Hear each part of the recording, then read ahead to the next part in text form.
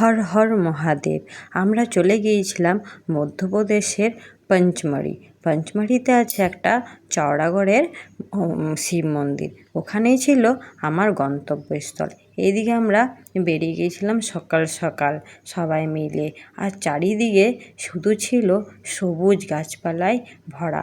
আমার পক্ষে হয়তো বেশি ভিডিও বানানো সম্ভব হয়নি, কারণ আমার ছেলেটা ছোট, তো ওকে নিয়ে আমি সবসময় ফোন নিয়ে এদিক ওদিক ভিডিও করবো এতটা সময় নেই। যেটুকু পেরেছি আমি একটু ক্যাপচার করার চেষ্টা করেছি।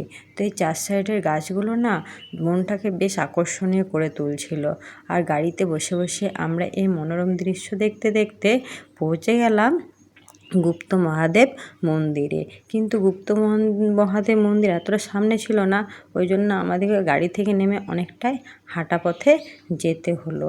আস্তে আস্তে আমরা ওখানে পৌঁছালাম, কিন্তু ওখানে গিয়ে দেখি প্রচুর ভিড়।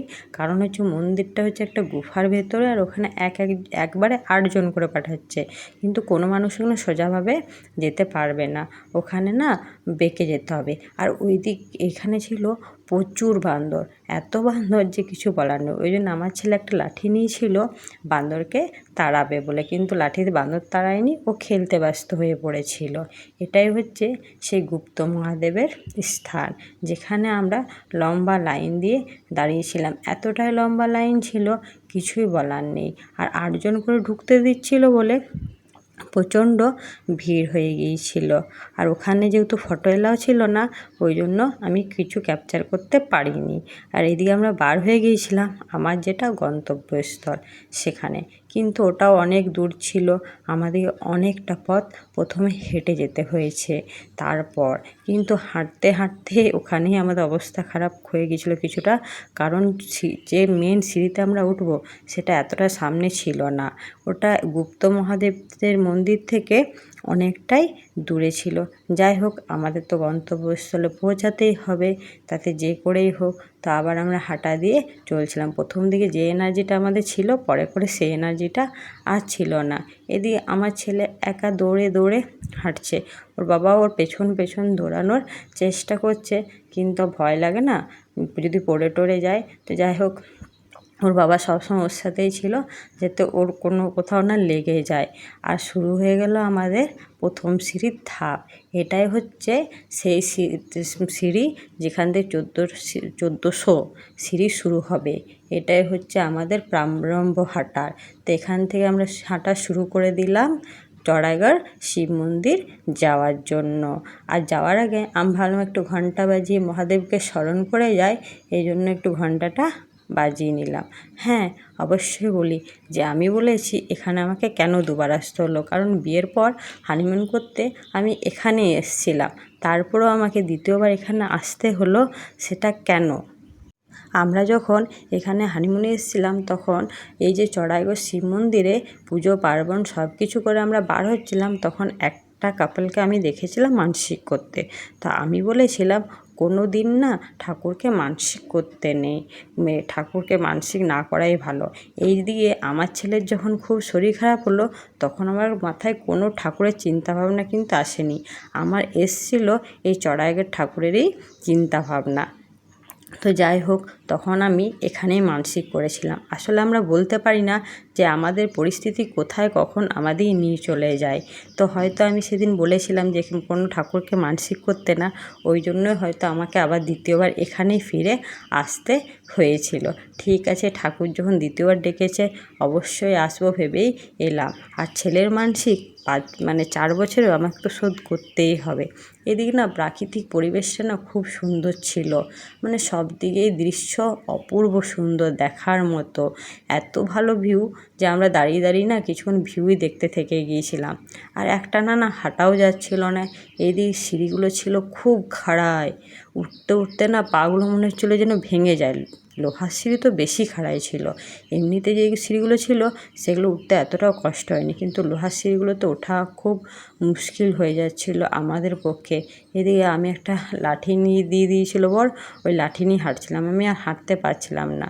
আর ছেলেটা না খুব সাপোর্ট করেছিল, কিন্তু লাস্টের দিকে ও হাঁটতে আর পারছিল না।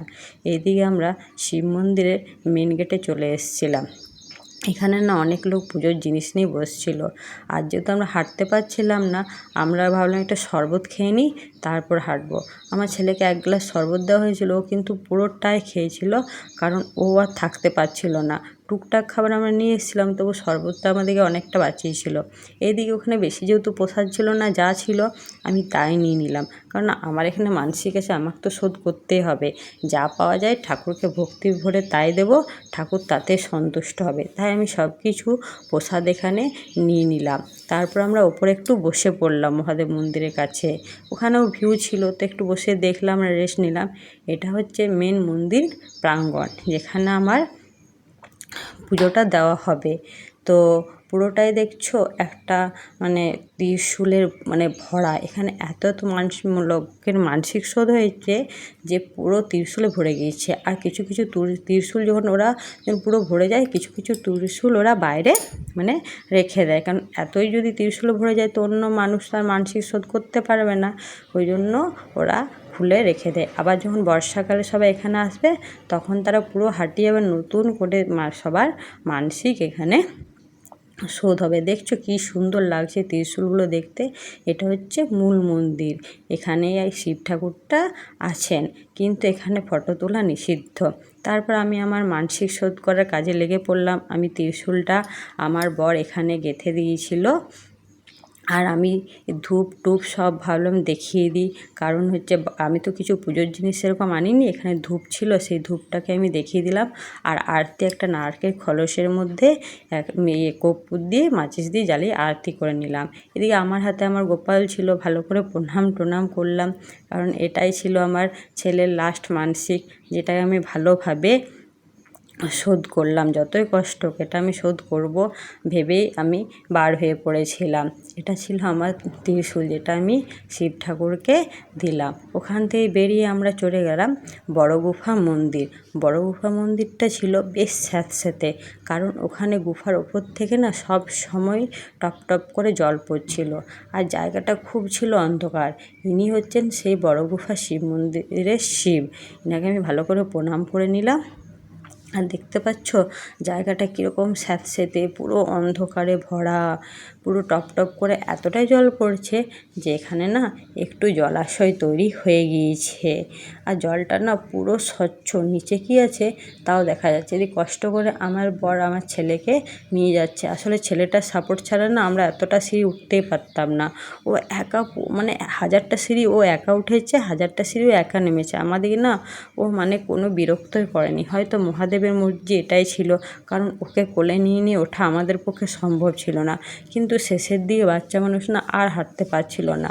আমরা দুজন অল্টারনেট করে একটু একটু কোলে নিচ্ছিলাম, একবার ও একবার আমি, কারণ ও হেঁটেছে অনেকটা, ওর পক্ষে একটা বাচ্চাকে সবসময় কোলে নেওয়া সম্ভব নয়। আমিও অনেক হেঁটেছি, আমার পক্ষেও সম্ভব নয়। এই জন্য দুজন মিলে একটু একটু করে নিয়েছিলাম। ওই জন্য হয়তো ভালো করে ভিডিওটা খুব একটা বানাতে হয়তো আমি পারিনি, কেন বাচ্চাকে তো আগে দেখতে হবে, ভিডিও পরে, ওই জন্য একটু কম করে ভিডিওটা বানানোর চেষ্টা করেছি। এদিকে আর যেহেতু আমাদের পা চলছিল না, তাই আমরা ঠিক করলাম যে আর আমরা কোথাও যাব না, এবার আমরা গাড়ির উদ্দেশ্যে রওনা দেব, কারণ আমাদের পায়ের অবস্থা খুব খারাপ, আর আমাদের কোথাও যাওয়ার কোনো ক্ষমতাই ছিল না।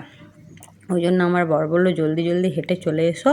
এবার আমরা গাড়িতে করে হোটেলে পৌঁছে সারা রাত রেস্ট করব, শুধু খাওয়ার জন্য